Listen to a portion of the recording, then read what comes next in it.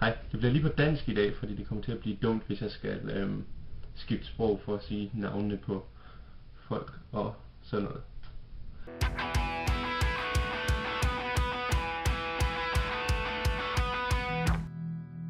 Men før jeg går rigtigt i gang, så vil jeg lige fortælle jer, at jeg har købt 2 bøger, som til sådan her. En om Robin Hood og en om Kong Arthur. Og jeg er i gang med at læse noget om Kong Arthur. Men jeg ved ikke noget om min familie ældre end mine bedsteforældre. Min morfar har jeg aldrig nogensinde mødt. Han var død, før jeg blev født. Men han hed Folmer, kan jeg fortælle jer, og det er lidt specielt. Ham og så min mormor, Anna, de var meget højere fløjs kristne, sådan konservative kristne, i forbindelse med det, man kalder indre mission.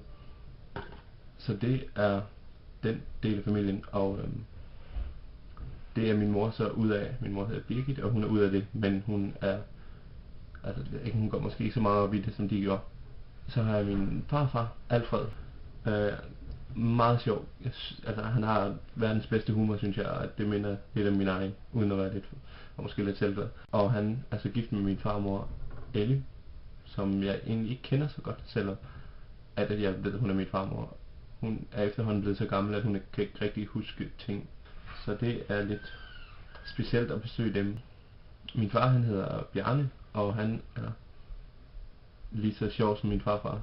Mig og min far og min farfar deler lidt samme humor og positivitet, hvis man kan sige det eller hvad. Så har jeg en storbror, som hedder Birger, og han er tømrer, og han er gift med sin kone, sjovt nok, som hedder Pernille. Det er meget sjovt. Dengang vi var små, så var jeg, der var mig og min storebror sådan legekammerater, fordi vi var, han er lidt over 2 år ældre end mig, og vi passede meget os selv, dengang vi var små, så vi legede meget sammen. Så har jeg en lille søster, som hedder Britt, og hun er sådan en rigtig teenage pige, og det er vist mere eller mindre det.